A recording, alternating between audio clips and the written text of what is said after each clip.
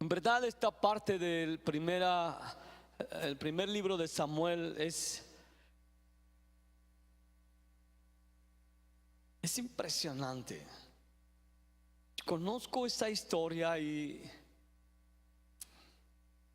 la verdad es que estar estudiando, estar profundizando en eso me ha arruinado en muchas cosas que yo creí que ya había superado y que realmente ayer me golpeó Dios cuando estaba viendo unas cosas y dije, carambas, yo pensé que era bien santo y bien perfecto y resulta que no soy tan santo como pensaba ni tan perfecto. Qué bueno que Dios me habló, porque desde la experiencia que Dios trató conmigo en la palabra es que les voy a hablar. No les hablo como alguien que ha superado a la perfección estas cosas, pero Dios está obrando, Dios está trabajando y creo que va a obrar en nosotros si somos dóciles a su palabra, y vamos a ser muy bendecidos si nos sujetamos a su palabra. Amén. Muy bien. Voy a hablarte del balance perfecto entre unción y carácter. Cuando uso la palabra unción, es una palabra que viene en el Antiguo Testamento. Simbólicamente derramaban aceite sobre personas que iban a ser puestas en algún área de servicio, fuera para ser profeta, para ser un sacerdote, para ser un rey. Entonces simbólicamente derramaban ese aceite que representaba la autorización de Dios para que esa persona ejecutara el llamado que tenía de parte de Dios. Así que esa unción le capacitaba y le autorizaba, sea rey, sea profeta, sea sacerdote. Y para nosotros, bajo el nuevo pacto, la unción del Espíritu Santo ha sido dada a cada hijo de Dios. Hemos sido sellados por el Espíritu Santo. Hemos recibido una unción que nos enseña, que nos muestra la verdad en la Escritura, que nos trae entendimiento acerca de la voluntad de Dios. Pero esa unción no nos exime de la responsabilidad de crecer en carácter. El fracaso de hombres y mujeres ungidos por el Espíritu Santo es que se han apoyado solamente en la unción y han descuidado su carácter. Han descuidado el crecer en santidad. Ahora, no puedes crecer en justicia, en santidad, sin la gracia de la presencia de Dios. No puedes. Esa gracia está ahí para ayudarnos a desechar todo aquello que no tiene nada que ver con Cristo, con su carácter, con su santidad, y abrazar, vestirnos del carácter de Cristo por su gracia. Así que esta porción que les voy a mostrar está en Samuel 10. Voy a ir muy rápido porque son principios muy importantes y luego vamos a saltar a Samuel, 1 Samuel 15. Dice aquí la unción del rey Saúl. Dice entonces, tomando Samuel una redoma de aceite, la derramó sobre su cabeza y lo besó y le dijo: ¿no te ha ungido el Señor por príncipe sobre su pueblo Israel? Ahí está la preparación cuando Dios muestra que ha escogido a Saúl por rey. ¿Recuerdan esa historia? No era la perfecta voluntad de Dios que hubiera un rey humano, pero en la misericordia de Dios, en la paciencia de Dios, Dios escoge a este hombre y le autoriza a ser príncipe o ser rey de la nación de Israel. Así que Saúl fue ungido. Posteriormente él va camino a casa y el Espíritu Santo viene sobre él y es mudado en otro hombre. Dios le cambia el corazón y ahora sus prioridades, su meta, su enfoque es aquello para lo cual Dios le llamó, y todo está muy bien hasta ahí. De hecho, él se asombra de por qué Dios lo escogió. Él no es nada, es tan poca cosa Es tan pequeño a sus propios ojos. ¿Cómo es posible que a mí me escogieron para ser, voy a mencionar ejemplos, un anfitrión de célula? ¿Cómo es posible que a mí me escogieron para dirigir un grupo como yo? ¿Cómo es posible que Dios me haya puesto a dirigir la alabanza, que me haya puesto de ujier, que me haya puesto por padre de estos hijos, por mamá de estos hijos? Dios, ¿cómo es posible que me hayas escogido de maestro de escuela dominical o de encargado, encargada de cualquier área de ministerio? Así, la gran mayoría somos muy poca cosa a nuestros ojos. Y uno puede ver a Saúl y decir: wow, qué humilde hombre. Así que él fue revestido de autoridad y de poder para lo que fue llamado a hacer. Para lo que fue llamado a hacer. Todos recibimos, gracias, esa unción y esa gracia particular para lo que fuimos llamados a hacer. ¿De acuerdo? ¿De acuerdo? Muy bien. Así que los hijos de Dios han sido ungidos para el servicio, sea para testificar, para predicar, para usar los dones que Dios reparte. Sin unción solamente vamos a hacer un metal que retiñe. Vamos a ser solamente carnales al hacer o el intentar hacer la obra de Dios. Así que la unción, este es un principio que vamos a aprender y a reiterar. La unción o los dones del Espíritu Santo no sustituyen el carácter. Siempre me gusta usar esta ilustración, es como un avión. ¿Cuál ala es más importante, la izquierda o la derecha? Te subes en un avión, llegas al aeropuerto y dices: ah, carambas, le falta un ala. Y el piloto dice: no le hace, súbase. Hay muy pocas probabilidades de que se caiga. Está loco, mal de la cabeza. Así que necesitamos entender que la unción y el carácter deben de ir creciendo paralelamente. La unción nos obliga a madurar. La unción, el haber sido escogidos, el haber sido receptores de una expresión de la gracia de Dios, nos hace responsables de madurar.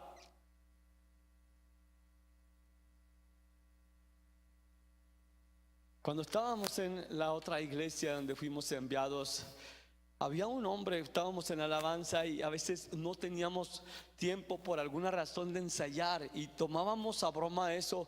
Este hombre decía: bueno, no ensayamos, ahora a pura unción nos la echamos, decía. O sea, sin práctica, sin nada. Vamos a pararnos ahí a creer que la unción va a hacer todo. A veces la misericordia de Dios hacía algo a través del ministerio de alabanza, pero no habíamos practicado nada. La unción hace muchas cosas, pero no sustituye un carácter santo, jamás, nunca. Bien,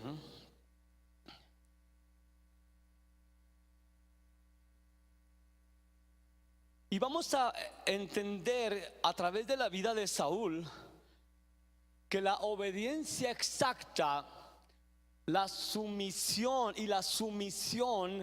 es la prueba máxima del carácter verdaderamente piadoso. La unción no te convierte en un hombre aprobado por Dios o una mujer aprobada por Dios, sino cuando estás creciendo en carácter, estás reflejando la persona de Jesús en tu manera de actuar, la manera de decidir, y siempre vamos a ser probados en la obediencia. Siempre vamos a ser probados en la obediencia. Si alguien me dice que es muy ungido y es una persona desobediente, yo puedo decir: es un avión con una ala, no te subas ahí.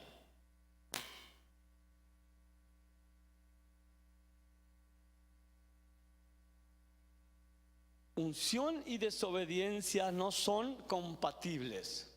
Unción y desobediencia, vamos a aprender eso. Así que veamos para clarificar esto. La desobediencia tiene varias formas, ¿de acuerdo? Ponga atención porque a veces nos vamos solamente en una sola definición de desobediencia, pero la desobediencia tiene varios ángulos. Es no hacer lo que se te asigna. Haz esto y no lo haces, es desobediencia. ¿Ok? Fácil.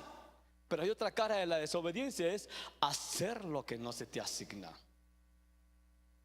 Ahora, no estamos hablando de vas caminando y te encuentras un papel tirado. Ah, no, a mí no se me asignó recoger basura, yo no recojo. No, no estoy hablando de eso.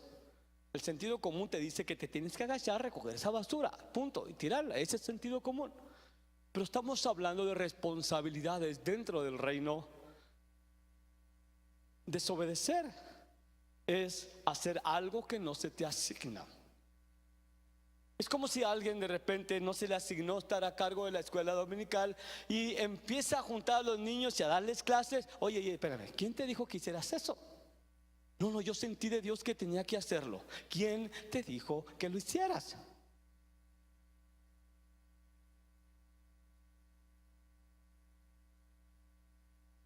Otra forma de desobediencia es hacer algo diferente a lo que se te asigna.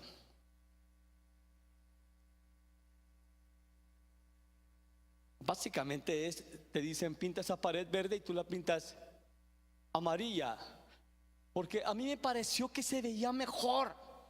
¿Quién te pidió tu opinión? Se te dio una orden. ¿Por qué tienes que hacerlo diferente? Estoy hablando de cosas que vamos a ver en la vida del rey Saúl y que se ve muy común en muchos creyentes. Ay, ¿a poco tiene que ser como te dicen? ¿A poco no? Si es alguien que está en autoridad en tu vida y te dice, haz esto así, por favor, ni siquiera debería decirte por favor, porque está en autoridad sobre ti, te tiene que mandar, punto. Y tú lo haces diferente, eso es desobediencia. Porque a la hora de obedecer no es una cuestión de gustos, es una cuestión de sujeción y de reconocimiento de la autoridad. Desobediencia también es hacerlo de manera tardía. Alguien te dice, quiero esto para mañana, y tú lo dices, bueno, no hay mucha prisa, lo voy a hacer pasado mañana. ¿Por qué? ¿De dónde brota eso?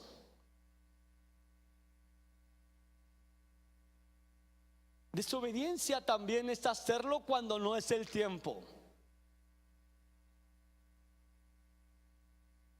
Si hay algo que tienes que hacer, hay un llamado, hay algo que crees que Dios te está diciendo, pero alguien en autoridad te dice, espera, no es el momento.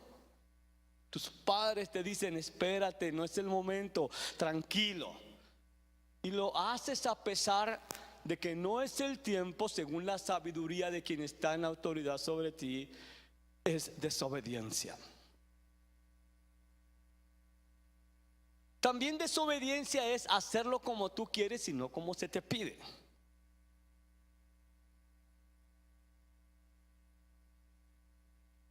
¿Ya hacemos el llamado al arrepentimiento o le sigo? Porque todos alguna vez hemos caído en esas categorías de desobediencia. Y las consecuencias son terribles. Hay cosas que a lo mejor no son tan delicadas. Me encanta mi esposa que le dice a mis hijos, quiero que recojan todo lo que está tirado en el piso de su cuarto. ¿Qué quiere decir todo? No dicen porque se condenan, ¿verdad? Todo quiere decir todo lo que no debe estar en el piso. Pero si dejas una cosa tirada y das una razón por la cual la dejaste tirada, es desobediencia.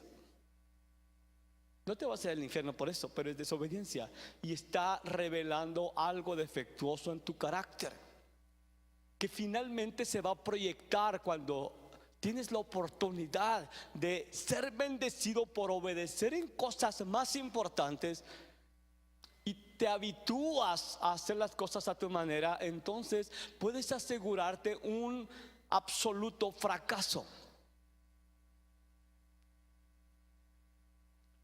En fin, veamos. Estoy todavía en ese mismo capítulo, pero en el versículo 7. El asunto es que Saúl ya está posicionado como rey y es el comandante del ejército de Israel, y van a enfrentar a unos enemigos. Era normal en aquel entonces eso, y la costumbre era que Samuel, antes de salir a la guerra, él ofrecía un sacrificio al Señor para pedir la bendición sobre aquello que Dios había mandado hacer para extender el territorio. Así funcionaron las cosas. Y ven, ahí está, dice: algunos de los hebreos pasaron al Jordán, a la tierra de Gad y Galat, perdón. Ahí está. Pero Saúl permanecía aún en Gilgal y todo el pueblo iba tras él temblando. Cuando él es pueblo quiere decir el ejército. Y él esperó 7 días conforme al plazo que Samuel había dicho. ¿Esperó cuánto? Así que Samuel está implicado, que le dijo: mira, Samuel, vamos a hacer esa guerra, es cierto, Dios quiere que la hagas, pero espérame 7 días. No empieces hasta que yo llegue. Después de 7 días no hagas nada, espera 7 días. Porque Saúl conocía la ley para los reyes. ¿Recuerdas que cuando fue presentado Saúl públicamente, le dio todo lo que le concernía de la ley del Señor para que funcionara bien el rey? Así que ya conocía, este era un mandato normal del Señor: espérate hasta que yo llegue, en 7 días voy a llegar. Y están rodeados ahí con filisteos y todos los que quieren atacar a Israel. Y él esperó 7 días conforme al plazo que Samuel había dicho, pero Samuel no venía a Gilgal y el pueblo se desertaba. Entonces dijo Saúl: tráiganme el sacrificio, tráiganme las ofrendas de paz, y ofreció el holocausto. Los reyes no tenían permitido ofrecer sacrificio. ¿Ve lo que está haciendo él? Y cuando él acababa, esto me llena de terror. Cuando él acababa de ofrecer el sacrificio, he aquí que Samuel que venía. Te hubieras esperado un poquito más, Saúl. Y Saúl salió a recibirle para saludarle y hasta le dice: ¿qué rayo, mis amigos? Ven lo que dice. Entonces Samuel dijo: ¿qué has hecho? Y Saúl respondió: porque vi que el pueblo se me desertaba y que tú no venías dentro del plazo señalado, y que los filisteos estaban reunidos en Micmas, listos para atacarlos. Y me dije, escucha esto, y me dije: ahora descenderán los filisteos contra mí a Gilgal, y yo no he implorado el favor de Jehová. Me esforcé pues y ofrecí un sacrificio. Me esforcé. Entonces Samuel dijo a Saúl: locamente has hecho, estás mal de la cabeza por haber hecho eso. No guardaste el mandamiento del Señor tu Dios que Él te había ordenado, pues ahora el Señor hubiera confirmado tu reino sobre Israel para siempre. Mas ahora tu reino no será duradero. El Señor se ha buscado un varón conforme a su corazón, al cual el Señor ha designado para que sea príncipe sobre su pueblo, por cuanto tú no has guardado lo que el Señor te mandó. Quizás no lo estás viendo todavía tan delicado como es esto, pero veamos los protagonistas de esta terrible historia. Primero, veamos al ejército desertor, porque estaba Saúl y el ejército empezó a desertar, tuvieron miedo. Ahora, ve ese cuadro, había como 300,000 soldados. Y Saúl estaba esperando a Samuel para el sacrificio antes de la guerra. Y la gente se empezó a desesperar porque los filisteos se estaban acercando. Dice que desertó. Ahora, hay algo que a veces no le ponemos atención, pero en esa deserción de los soldados necesitamos entender que un acto como ese nunca comienza en bolita, en conjunto. Siempre es uno el que incita a los demás en ir en una dirección diferente o contraria a la que se ha indicado desde la voz de autoridad de alguien. ¿Cómo puede comenzar eso? Están todos los soldados, no llega Samuel, están desesperados, están asustados,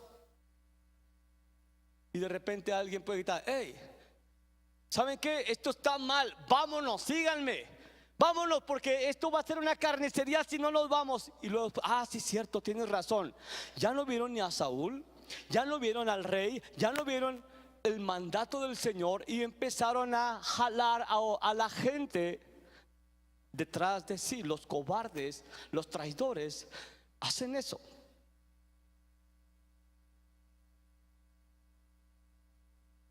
Voy a poner un ejemplo en chiquito y vamos a manejarlo a nivel de la casa. No, vamos a pensar que es una familia de unos 5 hijos y el papá o la mamá dicen: vamos a ponernos a limpiar entre todos la casa, y tienen que acabar en 1 hora. Es posible acabar si lo hacemos todos juntos. Y de repente imagina que uno de los hijos dice: hey muchachos, le dice a sus hermanos, esto no está bien, ¿saben qué? Mejor vámonos al parque, hay que se encarguen mis papás de hacerlo, porque esto no está bien, va a ser muy difícil esta cosa. Ni su papá ni su mamá van a estar contentos de que hagan eso, excepto que sean esos pasalones. Pero vamos a ir a otro nivel. En un grupo, en una célula, hay alguien en autoridad, puesto en autoridad. Y digamos que el líder dice: este fin de semana vamos a salir a evangelizar. Pero ¿saben qué? Vamos a vernos a las 5 de la tarde para salir a evangelizar. Es algo que está indicado por una autoridad. ¿Saben que es un lugar peligroso? Pero tenemos que ir, así se nos ha mandado que vayamos, y vamos a ir a predicar el evangelio. Pero como siempre nos falta un negrito en el arroz, dicen, ¿verdad? Hay alguien que dijera y empieza a mensajear, empieza por el WhatsApp: oye, ¿no crees que el líder está medio pasado? A mí se me hace que mejor ni vayamos ni nos presentemos, que al cabo es que tiene que este fin de semana no pasa nada si no lo hacemos. Eso se llama sedición. Eso se llama un intento de anular la autoridad de quien está en autoridad. Recuerdo cuando estaba en la otra iglesia, había un líder particular de una célula que él cerraba el grupo de casa cuando le daba su gana y se iba de vacaciones. Había indicaciones que hacer y él se iba de vacaciones, se llevaba 2, 3 y no hay célula, pueden irse. Nosotros vamos a salir de vacaciones. Fue llamado a cuentas y yo estuve ahí. Este hombre fue severamente reprendido por hacer lo que él quería hacer, como él quería hacer, cuando él quería hacer, y fue quitado del liderazgo. Es lo correcto. Estaba contaminando a otros, estaba atrayendo hacia sí mismo, hacia sus deseos, hacia sus gustos, lo que debió haber sido hecho bajo la sujeción. Porque así es como funciona el reino, así es como funciona una familia en el reino. Siempre debe de haber un orden establecido y una autoridad verdaderamente marcada que dice: así es como vamos a hacer las cosas.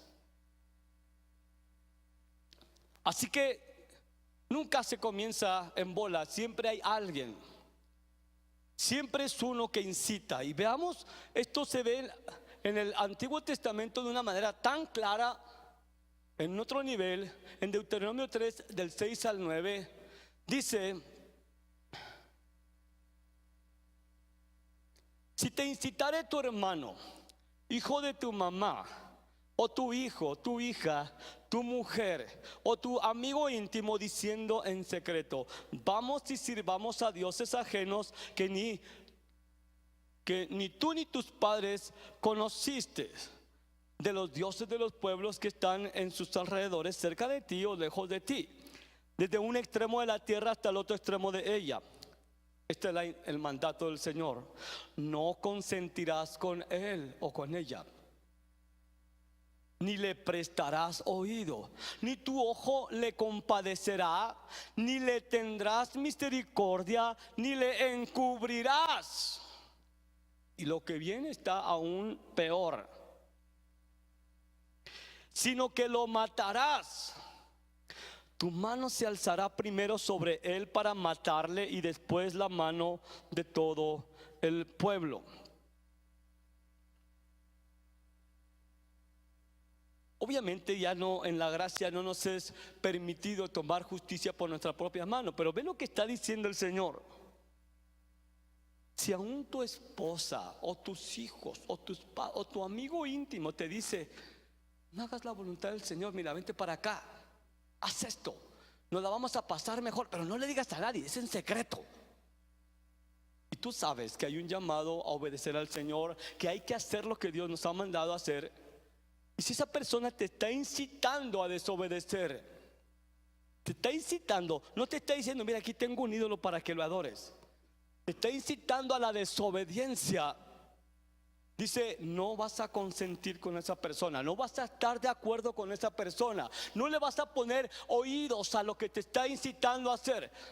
Tú tienes un compromiso con Dios. Si alguien te está incitando a que lo sueltes, no vas a escuchar a esa persona, no le vas a prestar oídos y lo vas a denunciar.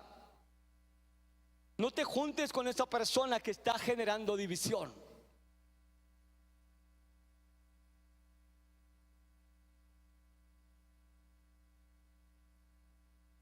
Son principios del reino, y es como debe de funcionar una familia y como debe de funcionar una iglesia. Estos son los protagonistas, los que incitaron a la rebelión a los soldados.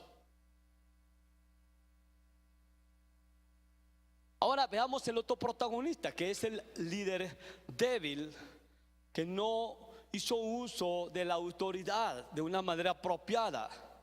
Ve lo que dice: y él esperó 7 días conforme al plazo que Samuel había dicho, pero Samuel no venía a Gilgal y el pueblo se le desertaba. Se empezó a asustar. 7 días tenía que esperar, pero en esos 7 días pasó lo que dije anteriormente. Cuando vamos a ver a Dios obrar en nosotros, nos es necesaria la paciencia para mirar lo que Dios nos ha prometido. Ve, Samuel tenía que esperar 7 días, y en el 7º se adelantó e hizo lo que no tenía que hacer. No se esperó, no fue paciente. Acaba de ofrecer el sacrificio y en ese momento aparece Samuel. Es como si yo dijera a alguien: mira, no te cases con esa persona, no te conviene. No, es que ya tengo que casarme. No es la persona correcta, no lo hagas, por favor. No, sí, me voy a casar, ya me desesperé, yo creo que debo de casarme. Y se casa. Y vamos a imaginarnos que así es. Su matrimonio fracasa, pero acá a este lado estaba la que sí iba a ser la oficial. ¿Por qué no te esperaste? No obedeciste, no fuiste paciente. Había un matrimonio aquí, y ha habido muchos de esos. Ese matrimonio Eran verdaderamente personas tan inmaduras, muy emocionales. Y vino este hombre y me dice: pastor, me voy a ir allá a tal lugar, voy a servir a Dios allá, porque voy a ir a servir con un pastor en aquel lado, y voy a dejar todo y me voy a ir a servir a Dios. Digo: ¿Dios te dijo eso? Sí, a través de ese pastor. Ah, carambas. Digo: mira, yo te conozco, no es hora de que hagas eso. No es momento de que hagas eso. Por favor, espérate. Tienes que crecer, tienes que madurar más. No, es que ya hasta vendí todos los muebles de mi casa. ¿Qué? Sí, los saqué a la banqueta y todos se vendieron. Para mí esa es una señal. No, para mí es una señal de que los malbarataste y que alguien se aprovechó de la oportunidad. Total, se va con su familia y al cabo de tiempo, poquito tiempo, bueno, yo hablé con el pastor, que él dice: oye, ¿tú llamaste a este hombre para que fuera contigo? En absoluto. Él se ofreció y le dije: no tengo lugar para ti. No hay lugar para ti. Si tú quieres venir, te vas a tus propias expensas. Yo no te estoy pidiendo que te venga. Ok, gracias, es todo. Me habla la mujer después de, no sé, 2, 3 meses, llorando: pastor, que ya sabía, ando buscando comida para mis hijos en el basurero, no tenemos para comer, mis hijos están muriendo de hambre, no tiene trabajo mi esposo, no estamos haciendo nada aquí. ¿Por qué no se esperaron a madurar? ¿Por qué no se esperaron a ser equipados? ¿Por qué no crecieron en carácter? ¿Por qué toman decisiones la gente tan tonta, tan necia, y se adelantan a los planes de Dios? Así Samuel no esperó, Saúl no esperó. Y aquí está esto: el riesgo de adelantarse a los planes de Dios es perder lo que esperamos alcanzar o dar a luz un problema. Te adelantas a los planes de Dios, vas a perder lo que esperabas alcanzar, o vas a dar a luz un monstruo. Y eso le pasó a Saúl. Veamos al otro protagonista, el ungido usurpador. Los ungidos, permítanme esa palabra, no tienen autoridad sino para aquellos que fueron ungidos. ¿Estás autorizado para hacer algo?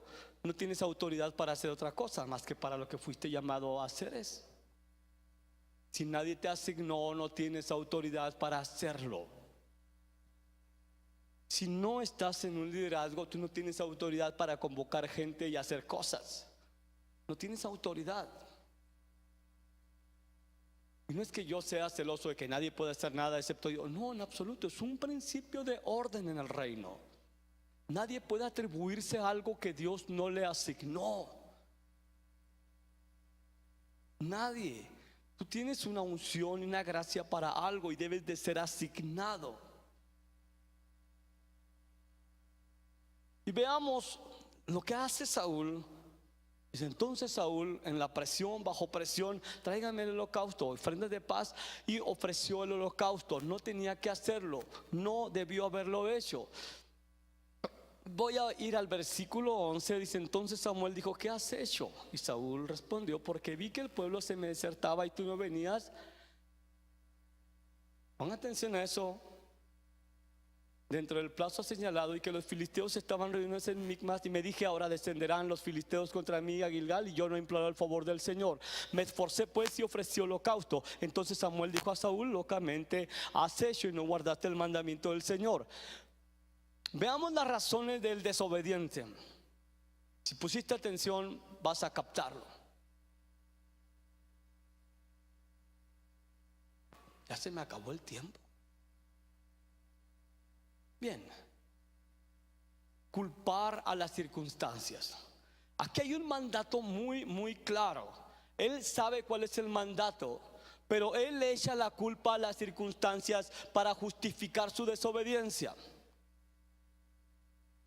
¿Qué era? El pueblo se me estaba desertando. ¿Qué es lo que tiene que haber hecho Saúl? Al que se mueve de aquí le voy a cortar la cabeza. Todos se quedan aquí. Era el rey. Pero fue débil. No usó su autoridad bien. No confió en Dios.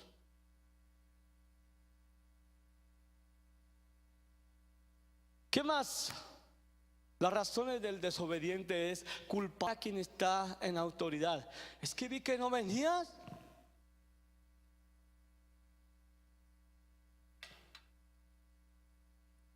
Si te dieron un mandato claro, específico, y si es todavía mucho más directo de la palabra del Señor, ya no se diga de cosas que son cotidianas. Acuérdate que las cosas cotidianas siempre son una prueba para ver si eres fiel para lo más importante. Y no obedeciste porque atribuyes la culpa a quien te mandó, porque viste una oportunidad de hacer lo que tú querías en lugar de hacer lo que se te mandó. Un desobediente siempre va a culpar a quien está en autoridad de su fracaso. Y es un problema del corazón. Es que tú no me dijiste claro lo que tenía que hacer. Como dice mi esposa, hoy les voy a grabar lo que les digo. Como quisiera tener una grabadora y grabarte para que sepas lo que sí te dije. Y siempre los desobedientes culpan a quien le ordenó hacer algo. Otra razón del desobediente es actuar motivado por miedo. Los filisteos estaban por atacar, dice Saúl. Primero, oye, es que hice esto porque pues, el problema venía y yo tenía que hacer algo. Y tú no vienes. Dices que vas a venir y no vienes. Pero la orden era clara. La orden era específica. Si Samuel le hubiera dicho, mira Saúl, espérame 7 días, pero si no llego a las 4 de la tarde, haz tú el sacrificio. Pero no le dijo. Hubieras llamado, Samuel, y hay celulares. Por eso hice eso. No llega el dirigente a la célula porque cualquier razón, y él iba a estar ahí, y alguien dice, ¿saben qué? Pues el dirigente no vino, me voy a permitir tomar yo el lugar y dar la clase.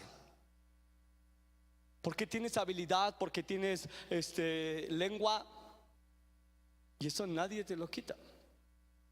Pero nadie te asignó eso.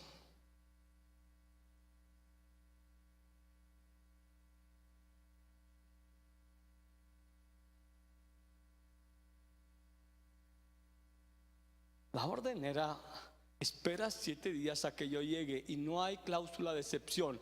Tienes que poner atención a lo que se te dice. Si tienes que esperar, si tienes que hacer esto, si tienes que dejar de hacerlo, si tienes que evitar hacer esto, hazlo porque te está mandando. Es una orden y tienes que tomarlo como una orden, como si fuera de parte del Señor. Así es que funciona el reino. Así es que funciona. De otra manera cada quien hace lo que quiere. Es lo que ocurría en el tiempo, en el libro de los jueces. Dice ahí no había rey ni autoridad y cada quien hacía lo que bien le parecía. Lo dice 3 veces. No había rey ni nadie que gobernara y cada quien hacía lo que bien le parecía. Pero en el reino hay autoridad. En la iglesia hay autoridad, en tu casa hay autoridad. Si tú haces lo que bien te parece, a pesar de que hay una autoridad en tu vida, si dejas de hacer lo que se te mandó, a pesar de que hay una autoridad en tu vida, si lo haces a tu manera en lugar de como se te dice, a pesar de que hay una autoridad en tu vida, si lo dejas para después cuando te dieron una fecha límite y hay una autoridad en tu vida, eso se llama rebelión y está sentado en el corazón de los seres humanos y debe de ser tratado y sacado de raíz.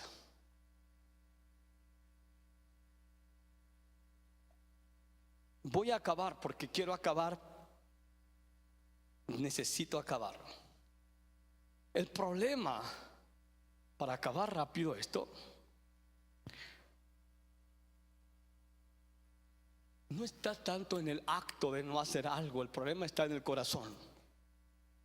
Porque sabes, hay gente que puede obedecer y lo hace de mala gana. Hay que ir los martes a la oración. Bueno, pues vamos, ya nos dijeron que vayamos. El problema no es solamente cumplir externamente. El problema es dónde está el corazón. ¿Dónde está la prioridad en tu vida? ¿Obedecer al Señor o ser tú tu propio Señor? ¿Obedecer al Rey o ponerte tú como Rey y hacer lo que tú quieras, cuando tú quieres, como tú quieres y si tú quieres? Y esto es para todos. Este es para mí. Esto es para papás, para mamás. Esto es para hijos, esto es para líderes, esto es para maestros, esto es para mujeres. El principio del reino es sujeción y sumisión, obediencia exacta y con una correcta actitud. Si todos funcionamos así, las cosas van a ir bien. Si no te adelantas a hacer lo que tú quieres porque en tu opinión eso es lo que deberías de hacer, porque alguien que está en autoridad no lo hizo, yo te ordeno en el nombre de Jesús que te arrepientas. Porque Dios te lo manda, que te arrepientas, porque eso va a acabar con tu vida y con tu futuro ministerial si no confrontas esa raíz de rebeldía de hacer lo que tú quieres, como tú quieres, cuando tú quieres, y luego culpar a los demás.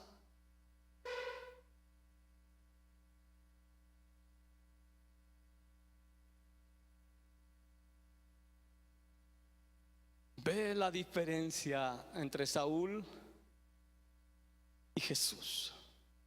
Haya pues en ustedes ese sentir que hubo en Cristo Jesús, el cual, siendo en forma de Dios, no escatimó ser igual a Dios, sino que se despojó de sí mismo y se hizo semejante a los hombres, y en condición de siervo, y se hizo obediente.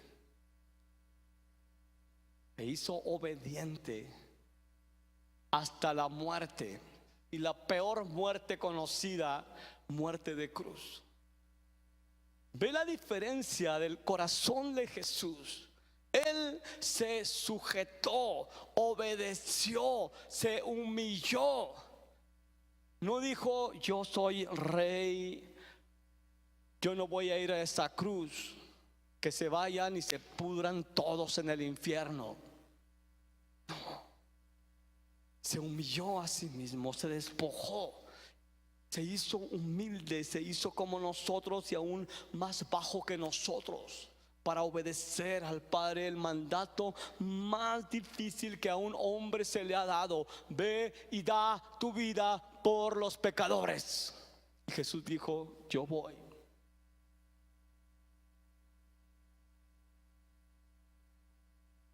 Sí, todo el mundo se siente tentado, inclusive Jesús, de no hacer lo que es llamado a hacer. Jesús dijo: Señor, si es posible que no tenga que pasar yo por esto, pero que no se haga como yo quiero, sino como tú quieres. A todos nos falta un grado verdaderamente evidente de humildad. De pronto todo el mundo quiere ser jefe y no indios. Y como dice mi esposa, la baraja se vuelve reyes. Todo el mundo quiere mandar. Todo el mundo quiere hacer las cosas como quiere, en casa, en el trabajo, en la iglesia. En el reino no debe de ser así. En el reino hay un orden de autoridad. Y lo más seguro para no perder lo que esperaríamos ganar de una manera ilícita es ser obedientes, o sufrir las consecuencias de perder lo que Dios tenía para nosotros. Pueden venir en el piano, por favor. Voy a continuar siguiente semana si el Señor así nos permite. Vamos a tomar la Santa Cena, pero antes de que tomen la Santa Cena, quiero que considere lo que el apóstol Pablo dice, que cuando participes de la Santa Cena, examínate a ti mismo. Examínate, ¿cómo estás si no disciernes el cuerpo del Señor?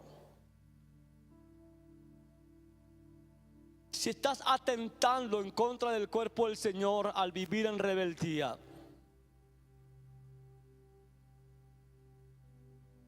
Dice, porque muchos no disciernen el cuerpo del Señor, muchos toman y beben indignamente en una condición de desobediencia clara.